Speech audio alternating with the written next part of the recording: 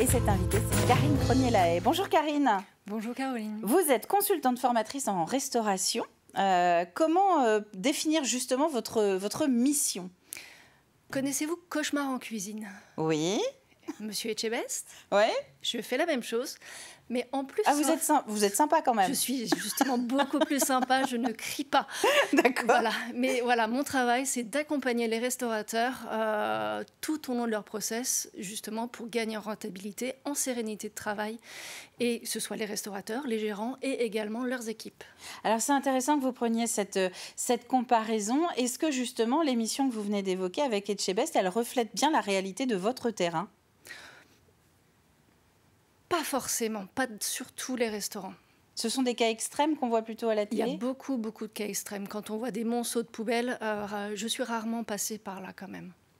Votre lieu de travail, d'intervention, c'est le département ou au-delà? Tous les Pays de Loire. Tous les Pays de Loire, je ne dépends pas du département, je travaille dans tous les Pays de Loire. Je fais partie de la communauté, enfin de la coopérative d'activité d'emploi de Louvre-Boîte. Je ne sais pas si vous connaissez. Alors, j'ai vu à la faveur de la préparation de l'entretien, mais vous pouvez effectivement le présenter. Vous êtes du côté de la Caillère-Saint-Hilaire. Moi, je suis sur la Caillère-Saint-Hilaire, en Sud-Vendée. Et Louvre-Boîte rayonne dans le 44, Saint-Nazaire, Nantes et La Roche-sur-Yon. Et on essaie justement de faire rayonner un peu plus partout notre collectivité. Et par ce biais-là, je vais devenir entrepreneuse salariée. Et j'espère pouvoir rester longtemps au sein de cette collectivité-là.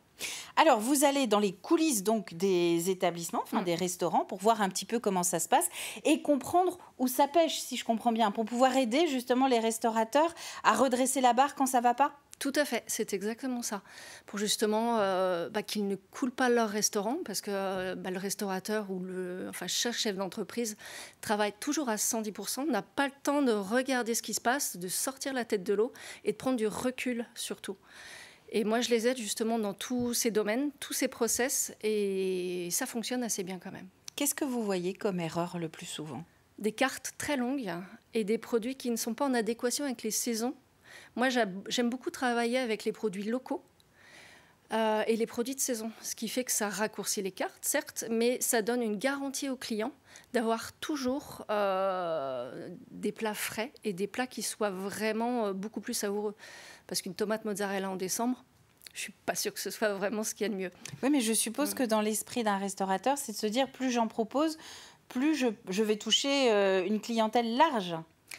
Oui, mais enfin, à mon sens, c'est une erreur parce que justement, plus il y en a, et si vous n'avez pas beaucoup de clients, vous avez du stock. Le stock, ça s'épuise très vite. C'est des denrées qui sont quand même très fraîches et très fragiles. Vous risquez justement de perdre beaucoup d'argent par rapport au stock que vous faites en prévision d'une très grande carte. Et si la météo est mauvaise, il n'y a personne qui vient dans le restaurant. Donc là, c'est très cyclique. On est sur resserrer la carte, ça c'est la première remarque. Est-ce que du point de vue de l'hygiène aussi ou de l'organisation très matérielle, vous voyez des choses qu'on peut améliorer? Oh, il y a énormément de choses à faire au niveau de l'hygiène. Alors c'est inquiétant quand vous dites ça. Non, c'est pas inquiétant, rassurez-vous.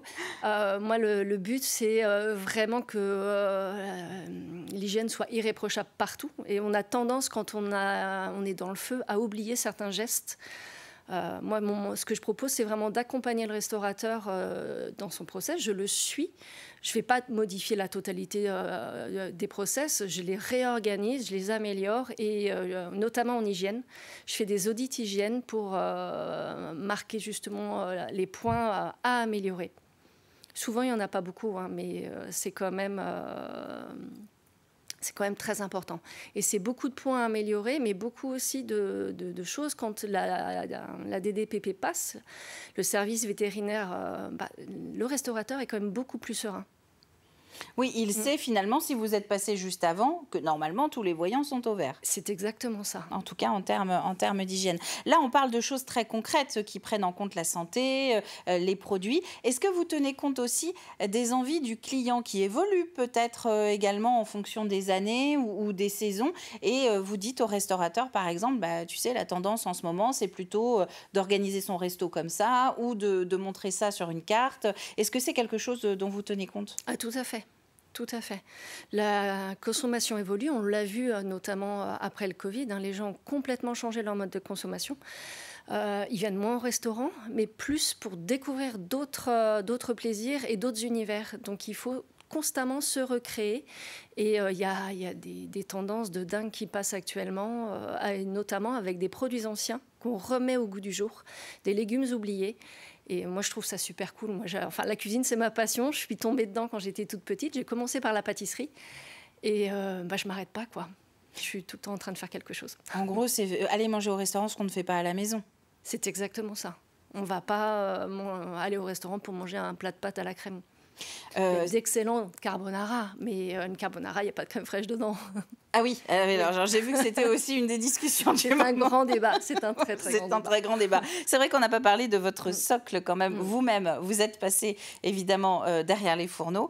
Vous avez une expérience dans la restauration. Dans la restauration, j'ai commencé en tant que pâtissière, il y a fort longtemps, on va peut-être pas le nommer parce que ça fait un petit peu vieux derrière. Et j'ai évolué petit à petit vers la restauration rapide, la traditionnelle. J'ai fait beaucoup d'événementiels aussi en traiteur, ce qui me permet d'avoir vraiment un visuel énorme et un grand panel d'activités derrière. Je vois, il nous reste déjà une petite minute. Comment faire à quel moment il faut se dire, il faut vous appeler, il faut vous contacter, je suis restaurateur, je ne sais pas trop si c'est pour moi le service que vous proposez. Alors moi, j'ai mis en place un petit lien que je vais bientôt mettre sur la page de mes réseaux pour justement, c'est un petit quiz de 10 questions pour que le restaurateur se positionne et voit si tout est ouvert pour lui ou pas. Et savoir si c'est le moment de vous contacter. Exactement. Ou pas. Est-ce que c'est une bonne saison, là, où il vaut mieux attendre que les choses se calment à la rentrée? Il n'y a pas de saison. Pour vous appeler. Il n'y a pas de temps, c'est tout le temps, n'importe quand.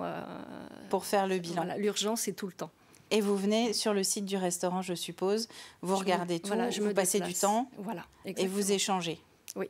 Et vous vous appelez donc Karine Crosnier-Lahaye. Si vous êtes restaurateur et que vous sentez que vous avez le besoin d'avoir cet audit, c'est un métier qui est en tout cas peu connu aussi, qu'il est bon de mettre en avant. Vous êtes pour l'instant donc sur la Caillère Saint-Hilaire, mais vous vous déplacez, on l'a bien compris, sur l'ensemble de la Vendée et même au-delà des Pays de la Loire. Merci à vous Karine d'être venue sur le plateau de la matinale.